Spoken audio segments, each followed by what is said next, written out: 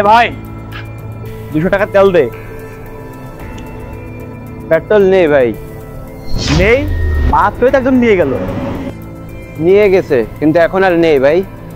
আরে কি বলিস ভাই, এই গাড়িওয়ালা তো এখনো তেল নিচ্ছে। ভাই আপনাকে বলতেছি না তেল নেই এখন। তেল দিবি না তো এটা সোজাসুজি বললেই হয়। তোর ম্যানেজারকে পাম্পের ডাক তো ওকে।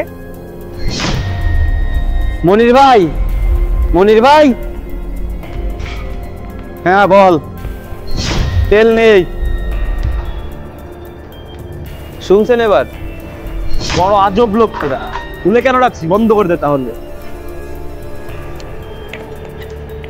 আপনি আসেন ভাই, কত টাকা দিব? আরে এর পাম্পে নাকি তেল নাই। আরে এ ভাই, তোর পাম্পে নাকি তেল নাই আমার গাড়িতে দেওয়ার জন্য? তাহলে এর গাড়িতে তেল দেওয়ার জন্য তেল কোথায় আসে? ভাই নো হেলমেট নো ফুয়েল। যদি আপনার তেল নিতে হয় তাহলে আপনি হেলমেট পরে আসেন। ও এই কথা, এটা প্রথমে বলতে পারিসনি। যদি আমরাই সব বলে দিই তাহলে ওইটা পড়বে কারা? ও আচ্ছা, এটা শুরু হয়েছে নাকি আবার? খুব বড় বিপদ আছে রে ভাই।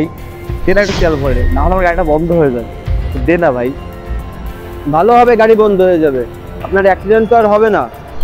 আরে ভাই দেখ না, আমার বাড়ি এখান থেকে 2 কিলোমিটার দূরে, আর এর পরবর্তীতে আমি হেলমেট নিয়ে আসবো তেল নিতে। আচ্ছা আরেকটা কথা বলতো, বাকিটা কবে থেকে এই নিয়ম শুরু হলো যে হেলমেট ছাড়া তেল দেওয়া যাবে না?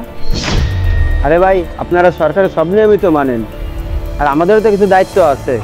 আর এখানে আমাদের ম্যানেজারের অর্ডার, কেউ যদি হেলমেট ছাড়া আসে তাকে তেল দেওয়া মানা।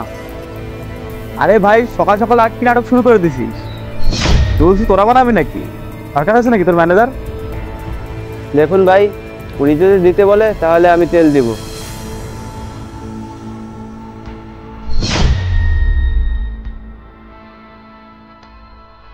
তেল তো এখান থেকে নেবো, তুই শুধু দেখ। ভাই 1 মিনিটের জন্য হেলমেট একটু দিবেন? এই পেট্রোল পাম্পের লোকরা না হেলমেট ছাড়া তেল দিচ্ছে না। কেন? জানি না ভাই, নো হেলমেট নো ফুয়েল বলতেছে। নিজের ইচ্ছা মতো রুলস বানাচ্ছে নাকি এরা? আমার বাড়ি এখান থেকে 2 কিলোমিটার দূরে, আমার সঙ্গে গিয়ে হেলমেটটা একটু 1 মিনিটের জন্য দেখাবেন? হ্যাঁ দেখাই দেবো, চলো দেখি কে রুলস বানাচ্ছে। হ্যাঁ চলেন তাহলে, এনাদের সামনে আপনার কাছ থেকে হেলমেট নিয়ে তেল ভরবো। হ্যাঁ চলো। দেখাচ্ছি এদের, করতেছে এদের রুলস ফলো। ভাই এদেরকে না আজকে একটু ঠিকমতো শিক্ষা দিয়ে দেখি চলো। এই এদিকে আয়।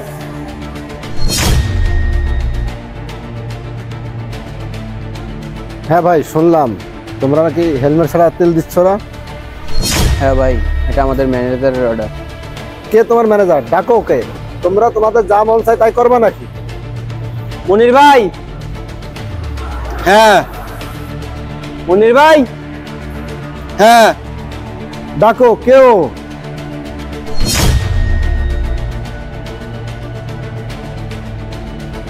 এই হেলমেটের রুলস কি তুমি বানাইছো? হ্যাঁ স্যার। এই বাগেরহাটে নতুন রুলস আসলো কোথা থেকে?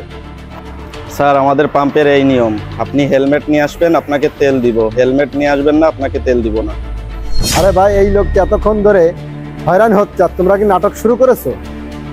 না ভাই, আমরা তো কিছু বলি না এনাকে, এই ভাই তো নিজেই ঝগড়া করতেছে। আরে কেমন কথা বলিস তোরা? 5 কিলোমিটারের জন্য আবার হেলমেট লাগাবো নাকি? ভাই আপনি বলুন তো। আপনার যখন এতই দরকার, সামনে আরেকটি পাম্প ছিল, ওইখান থেকে নিয়ে আসতেন। আরে মরলে আমি মরবো, লস হলে আমার হবে, তুই তোর কাজ কর না। আমি তোদের বলতেছি আমার কাছে হেলমেট নেই, গাড়ি বন্ধ হয়ে যাবে আবার। আচ্ছা তুমি কি প্রতিদিন হেলমেট লাগাই আসো? ভাইয়া 5 কিলোমিটারের জন্য কি কেউ হেলমেট পরে আসে? আমি তো এইখান দিয়ে যাওয়া আসা করি।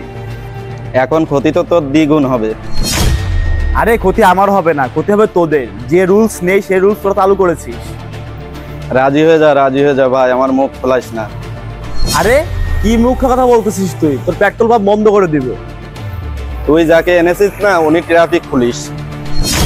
হেলমেট তো নেই তোর কাছে, আর তোকে দেখে মনে হচ্ছে না যে তোর কাছে গাড়ির কাগজও আছে। দাদা ক্ষতি তো তোর এখন দ্বিগুণ হবে। সরি স্যার, আমি জানতাম না। আর হেলমেটের কেস তো এখনই দিয়ে দে। স্যার আমি হেলমেট এখনই নিয়ে আসছি, আপনি জাস্ট আমাকে 5 মিনিট সময় দেন। আমি তো তোকে দেখে বুঝতে পেরেছি তুই হেলমেট কখনো পরিস না। দে তোর গাড়ির চাবি দে। আমি বলছি চাবি দে।